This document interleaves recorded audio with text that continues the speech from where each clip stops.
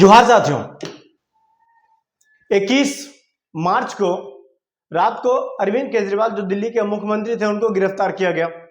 और उस समय से दिल्ली की जनता इस गिरफ्तारी का विरोध कर रही है। और करे भी क्यों ना, क्योंकि बीजेपी सरकार ने, केंद्र सरकार ने ईडी को इस्तेमाल करके उस मुख्यमंत्री को गिरफ्तार कराया है, उस मुख्यमंत्री को गिरफ्तार कराया जिसने दिल्ली का नक्शा बदल दिया, जिसने दिल्ली को अच्छे अच्छे स्कूल्स दिए, जिसने दिल्ली के गरीब बच्चों को उस लायक बनने का सुविधा दे दिया जो सिर्फ प्राइवेट स्कूल में बड़े बड़े घर के बच्चे पढ़ते थे। उस तरह के स्टैंडर्ड्स, इंटरनेशनल लेवल के स्टैंडर्ड्स वाले स्कूल बनाए, अच्छे अच्छे हॉस्पिटल्स बनाए, सड़कों को अच्छे किया, बिजली को अच्छा किया, लोगों के लिए बिजली को फ्री किया, महिलाओं के लिए बस फ्री करके दिया, गरीब लोगों को, देहात क्षेत्र के लोगों को शहर तक जाने की तकलीफ ना उठाना पड़े, उनको पैसा खर्चा ना करना पड़े, उसके लिए हर गांव गांव में मोहल्ला क्लिनिक खोला गया। एक ऐसे सरकार को जो लगातार 9 साल 10 सालों से जनता के लिए कार्य कर रही हो, बीजेपी को रहा नहीं गया और उन्होंने ईडी का इस्तेमाल करके कथित शराब घोटाले में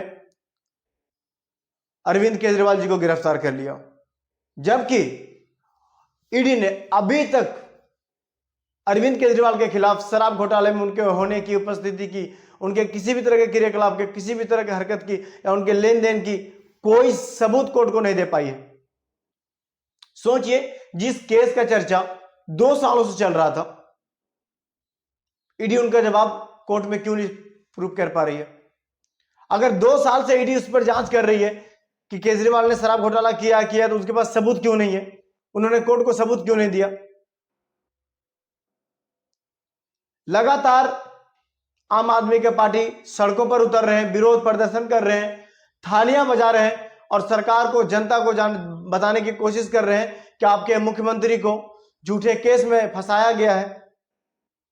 इससे पहले आम आदमी के बड़े बड़े नेता, आम आदमी के पूर्व शिक्षा मंत्री मनीष सिसोदिया, जिन्होंने हिंदुस्तान में शिक्षा के लिए एक अलग ही क्रांति लाया, उन्हें गिरफ्तार कर लिया गया। उसके बाद अपने बात को निखरता के साथ, मुखरता के साथ और बीजेपी के नीतियों को, जो देश के हित में था नहीं था, उस चीज को विरोध करने का जो तरीका था अरविंद केजरीवाल के पार्टी से संजय सिंह का, उनको गिरफ्तार कर लिया गया। यानी कहीं ना कहीं आम आदमी पार्टी के हर बड़े नेता को गिरफ्तार कर लिया गया ताकि आम आदमी पार्टी दिल्ली में कमजोर पड़ जाए।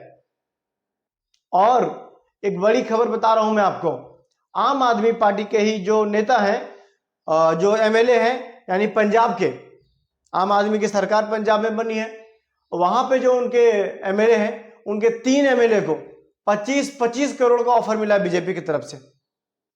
यानी पहले उनके पार्टी के मुखिया को जेल में डालो और उसके बाद उनके पार्टी के एमएलए को ऑफर दो, तोड़ने की कोशिश करो।